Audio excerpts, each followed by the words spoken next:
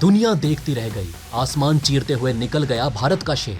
अब चीन की छाती पर तांडव करेगा ये महाअस्त्र। इस विमान की सच्चाई जानकर दंग रह जाएंगे आप। जैसे दुनिया रह गई, थर थर कांपने लगे दुश्मन के पैर। भारत ने इजराइल को सबक सिखाते हुए दुनिया के मुंह पर मारा जबरदस्त चाटा।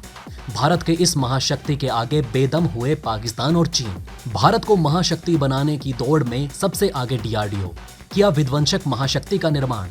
जो अमेरिका को सबसे बड़ा दोस्त मानते हैं वो सुन ले, फिर दोगला यार ने भारत के खिलाफ उगला जहर। आइए दोस्तों, शुरुआत करते हैं अपनी पहली खबर से, जहां अमेरिका ने एक बार फिर भारत में धार्मिक अल्पसंख्यकों की स्थिति पर चिंता व्यक्त की। दरअसल ये कोई चिंता नहीं, बल्कि भारत के प्रति नफरत और दोगलापन है। इंटरनेशनल रिलीजियस फ्रीडम (IRF) के लिए भारतीय मूल के अमेरिकी राजदूत रशद हुसैन ने IRF के वार्षिक सम्मेलन में बोलते हुए अल्पसंख्यकों, हिजाब बैन, घरों को बुलडोजर से गिराए जाने, नागरिकता कानून जैसे मुद्दों पर भारत को घेरा। रसद ने कहा कि इन सब मुद्दों को लेकर अमेरिका अधिकारी भारत के संपर्क में रहे हैं। समाचार एजेंसी PTI की एक रिपोर्ट के मुताबिक गुरुवार को IRF के वार्षिक शिखर सम्मेलन को संबोधित करते हुए हुसैन ने बताया कि उनके पिता 1969 में भारत से अमेरिका आए थे और अब वो भारत में होने वाली घटनाओं पर नजर रखते हैं। उन्होंने कहा कि अमेरिका ने उन्हें सब कुछ दिया, लेकिन वो भारत से प्यार करते हैं और वहां होने वाली प्रतिदिन की घटनाओं पर बारीकी से नजर रखते हैं। ये दोगले इतना सब बोलने के बाद भी कह रहे हैं कि भारत से प्यार करते हैं। मेरे माता पिता और मैं वहां होने वाली घटनाओं पर बात करते हैं, जैसे कि आप लोग वहां की घटनाओं को लेकर हमारे पास आते हैं। अब दोस्तों, ये सब देख रहे हैं कि भारत में क्या हो रहा है। हम सब भारत से प्यार करते हैं और चाहते हैं कि वो अपने मूल्यों पर जिए। हुसैन ने आगे कहा कि अमेरिका भारत में कई धर्म के लोगों को लेकर चिंतित है और धार्मिक अल्पसंख्यकों की चुनौती के समाधान को लेकर भारतीय अधिकारियों से संपर्क बनाए हुए है।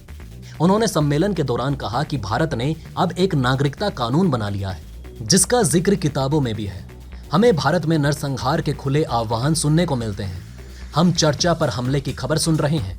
हिजाब पर प्रतिबंध लगा दिया गया, घरों को तोड़ने की खबरें आ रही हैं। रसद ने अपने संबोधन के दौरान स्पष्ट रूप से गृह मंत्री अमित शाह की उस टिप्पणी का जिक्र किया जिसमें उन्होंने बांग्लादेशी मुस्लिम प्रवासियों को दीमक कहा था। रसद ने कहा कि हमने लोगों के प्रति नेताओं की अमानवीय बयानबाजी सुनी है, जिसमें एक मंत्री ने मुसलमानों को दीमक कहा। तो हमें ये सब देखने सुनने को मिल रहा है। जरूरी है कि हम इस तरह की चुनौतियों को संज्ञान में लें और इनके खिलाफ कार्यवाही करें। हुसैन ने यह भी कहा कि वो भारतीय ईसाई, सिख, दलित और आदिवासियों से मिले और उनकी परेशानियों को सुना। उन्होंने याद दिलाया कि US होलोकास्ट म्यूजियम के अर्ली वार्निंग प्रोजेक्ट ने भारत को नरसंहार के जोखिम में दुनिया में नंबर 2 देश के रूप में नामित किया है। उन्होंने राजस्थान के उदयपुर में एक हिंदू दर्जी की हत्या का जिक्र करते हुए कहा, किसी भी समाज की भलाई के लिए हमें सबके अधिकारों का ध्यान रखना होगा। हमारा काम दुनिया में हर जगह सभी लोगों की धार्मिक स्वतंत्रता की रक्षा करना है। जरूरी है कि हम सब एक साथ काम करें और सभी लोगों के अधिकारों के लिए लड़ें। अगर किसी पर हमला होता है या पहले कभी हमला हुआ तो हमें उसकी निंदा करनी होगी। भारत अमेरिका से लगातार आ रही इस तरह की टिप्पणियों और रिपोर्टों को खारिज करता रहा। अमेरिकी विदेश मंत्रालय ने पिछले महीने ही भारत में धार्मिक स्वतंत्रता को लेकर एक रिपोर्ट प्रकाशित की थी, जिसे भारत ने खारिज कर दिया। भारत ने कहा कि यह दुर्भाग्यपूर्ण है कि अंतर्राष्ट्रीय संबंधों में वोट बैंक की राजनीति की जा रही है। भारत ने अपनी प्रतिक्रिया में नस्लीयता और जातीयता से प्रेरित हमले, घृणा अपराधों और अमेरिका में बंदूकों की हिंसा पर चिंता व्यक्त की थी। तो आइए दोस्तों, अब बढ़ते हैं अपनी दूसरी खबर की तरफ, जिसको सुन आज हर भारतीय खुशी से उछल पड़ेगा। किसी की खुशी का ठिकाना नहीं रहेगा। दोस्तों, आपको बता दें कि भारत के घातक ड्रोन की पहली बार सफल उड़ान, चीन पाकिस्तान की उड़ी नींद। देखिए कैसे दुश्मन के सिर पर तांडव करेगा भारत का ये महाअस्त्र। दोस्तों, AFWTD से भारतीय सेना मजबूत होगी और 3-4 साल से स्वदेशी स्टेल्थ ड्रोन की मदद से सीमाओं पर निगरानी करने लगेगी। रक्षा अनुसंधान और विकास संगठन यानी कि DRDO ने शुक्रवार को पहली बार autonomous flying wing technology demonstrator यानी कि AFWTD को उड़ाया। कर्नाटक के चित्रदुर्ग में अपने पूर्ण स्वचालित विमान की सफलतापूर्वक उड़ान पूरी की। DRDO के अधिकारी ने कहा कि मानव रहित विमान ने सटीकता के साथ उड़ान भरी और फिर सुगम तरीके से जमीन पर उतर गया। बयान में कहा गया कि इस मानव रहित वायुयान को विमानिक विकास प्रतिष्ठान बेंगलुरु द्वारा डिजाइन और विकसित किया गया है, जो DRDO के एक प्रमुख अनुसंधान प्रयोगशाला है। जानकारी के मुताबिक ये एक छोटे टर्बोफैन इंजन द्वारा संचालित होता है। विमान के लिए उपयोग किए जाने वाले एयरफ्रेम, अंडर कैरीज और संपूर्ण उड़ान नियंत्रण और विमानिकी प्रणाली स्वदेशी रूप से विकसित की गई है। राजनाथ सिंह ने दी बधाई। रक्षा मंत्री राजनाथ सिंह ने इस उपलब्धि पर डीआरडीओ को बधाई दी। इसमें राजनाथ सिंह के हवाले से कहा गया कि ये मानव रहित विमान की दिशा में एक बड़ी उपलब्धि है और इससे महत्वपूर्ण सैन्य प्रणालियों के रूप में आत्मनिर्भर भारत का मार्ग भी प्रशस्त होगा।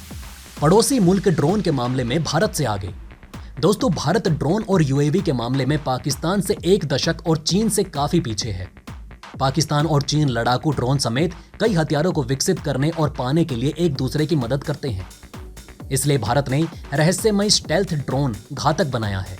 पिछले साल भी इसकी तस्वीरें सामने आई थी।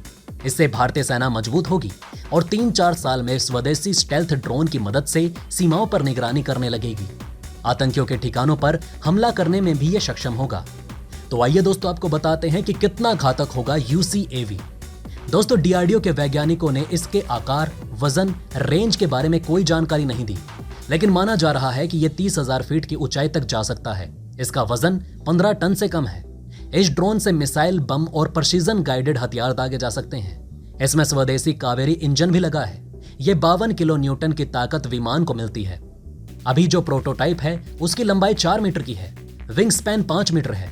इतना ही नहीं, यह 200 किलोमीटर की रेंज तक जमीन से कमांड हासिल कर सकता है। अभी 1 घंटे तक उड़ान भर सकता है। भारतीय सेना हाल के दिनों में बॉर्डर पर पेट्रोलिंग के लिए ऐसे विमानों का इस्तेमाल करती है। ये छोटे विमान दुश्मन की आंख में धूल झोंककर आसानी से निगरानी करने में सक्षम है। भारत के पास अभी 100 से ज्यादा ऐसे विमान हैं जिन्हें इजराइल और अमेरिका जैसे देशों से खरीदा गया है। तो दोस्तों, आपका इस बारे में क्या कहना है, हमें कमेंट करके जरूर बताएं। इसी के साथ मैं मिलता हूं आपसे ऐसे ही किसी अगली वीडियो में। तब तक के लिए बने रहें हमारे चैनल पर। जय हिंद, जय भारत।